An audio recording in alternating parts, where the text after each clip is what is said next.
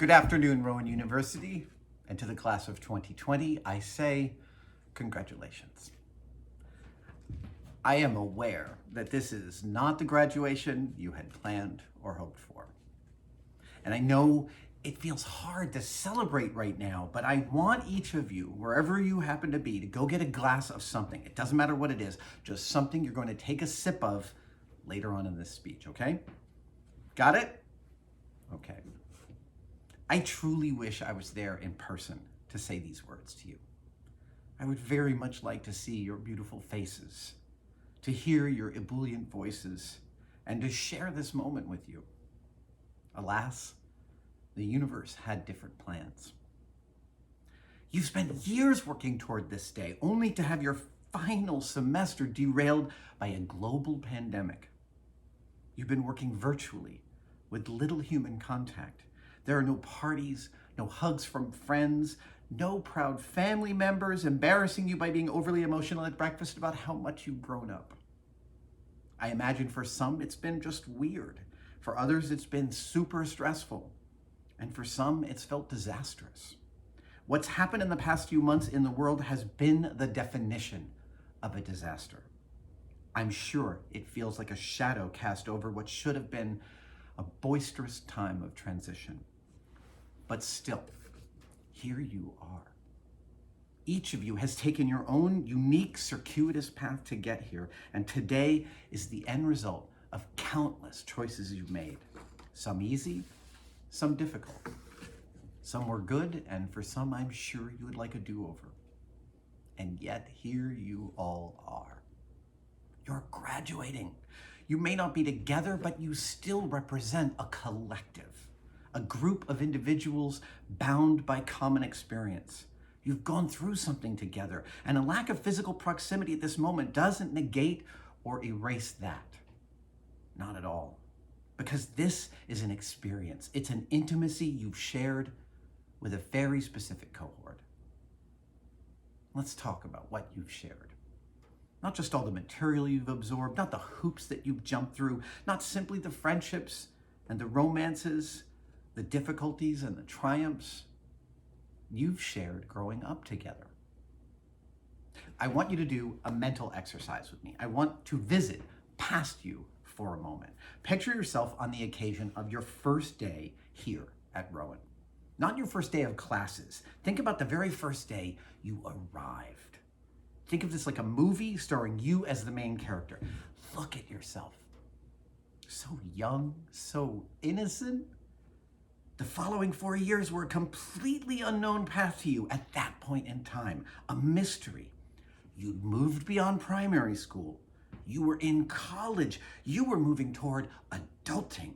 You had expectations, hopes, fears, and ideas. You may have felt positively or negatively about it, but all of you were probably thinking, how is this going to go? What is this going to be like? Remember the particular state of unknowing that you were in, what a blank slate you were, a tabula rasa. I'll wager you were also a little scared. At the outset of every life-changing new experience, all humans everywhere experience a diverse cocktail of thoughts and emotions. Anticipating unknown futures can be done with optimism or with pessimism, but any way you slice it, there is always a bit of fear in the mix. Because change is scary and big change is big scary. It's completely natural to anticipate the unknown with trepidation. Okay, freeze frame you on that first day. It's transition time. Now we're going to picture a montage or time lapse of what you've experienced between that day and today. You can put your favorite song over the montage if you'd like. Call up your key memories from the last 1,500 or so days and throw them up on a screen in your mind's eye. The laughs you shared. The tears you shed. The romances you grew from. The collaborations you learned from. The failures. The hardships. Think on the moments you didn't know you could recover from. Those moments where you nailed it. Think of how your friends were there for all of it, and they helped you get through. You've been through a crucible. In the heat of college, you have been forged into the shape that you are right now. And it's a new shape, a very different shape than that first day shape. This is not your final shape, not by a long shot, but it is worth comparing yourself now to the person who arrived at this institution all those years ago.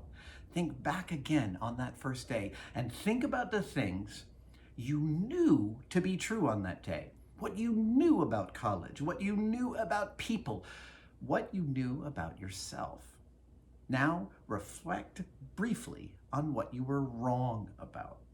Not just misinformed, not just naive. How many ideas did you hold 4 years ago that you were positive were true that you now know to be complete malarkey?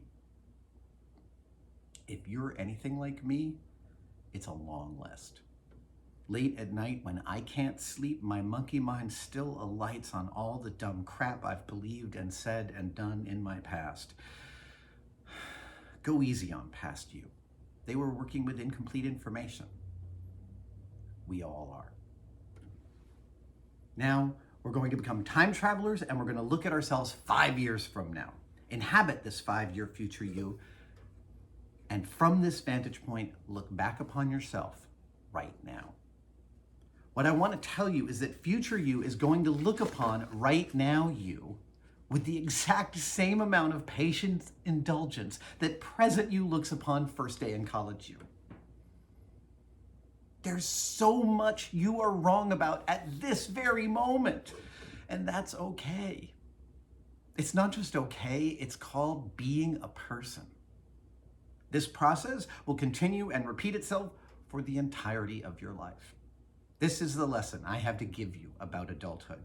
None of us know anything for sure, and we are all doing the best we can with incomplete information.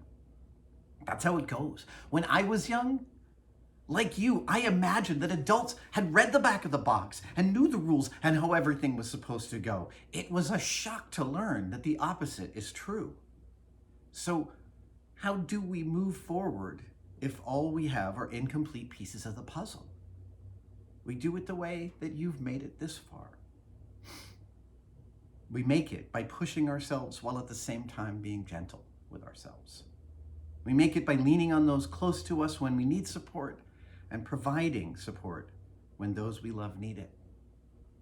We make it by comparing our experience with others and talking openly about that experience and learning from each other's perspective. We make it by working hard and being loving to those around us and also ourselves. In short, we make it the same way you've made it this far, by working together. And there is one extra piece to the recipe of how to move forward with insufficient information, and that is curiosity.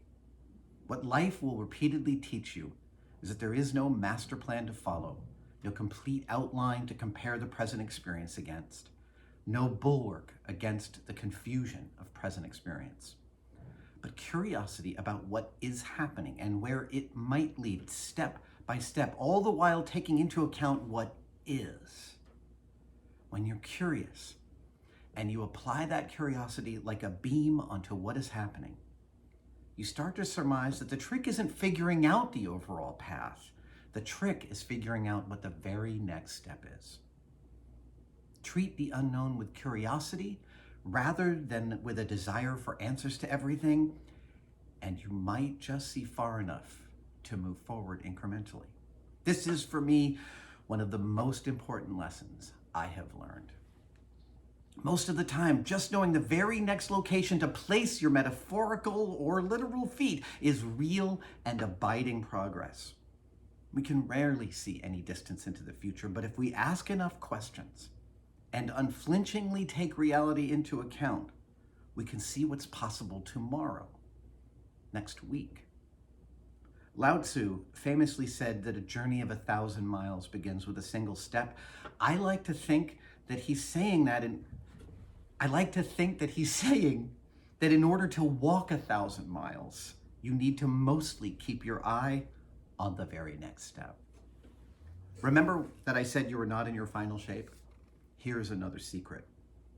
You never will be. You are a work in progress.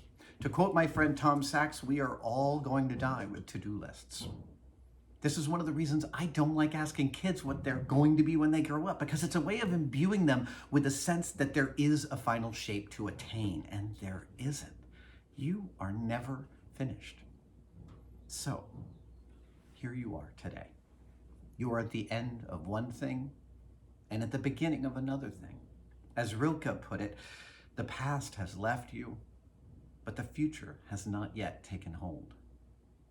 As you listen to me talking, waiting for your future to take hold, the world itself is in a similar transitory place.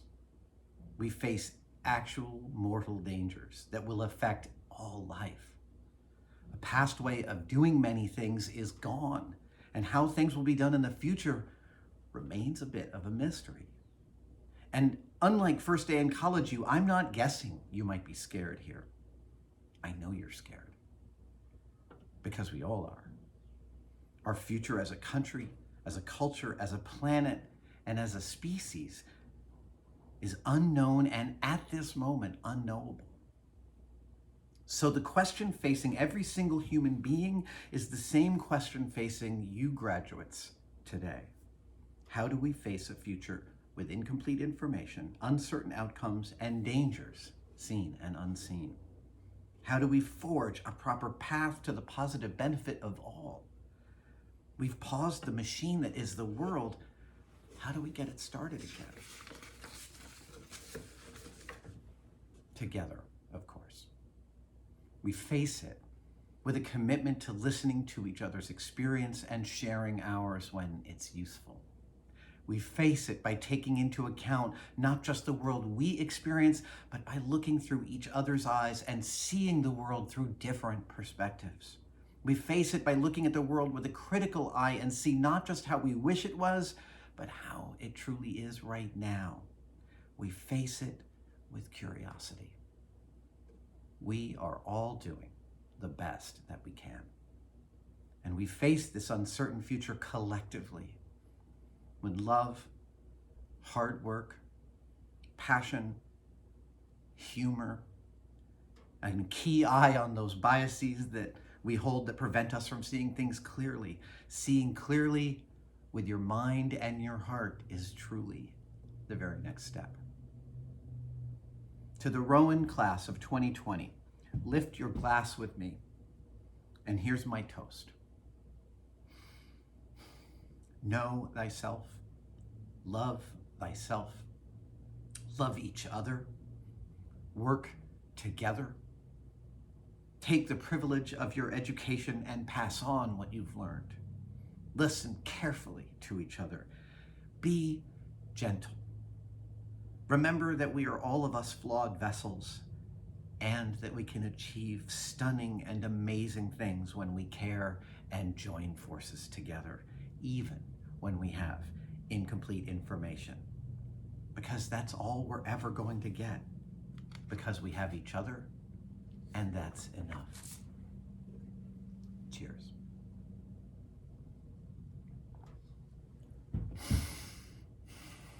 Stay safe, stay curious, stay obsessed, and be kind. I thank you. Class of 2020, congratulations, graduates. Thank you guys so much for the honor of attending your graduation, even virtually. Be well.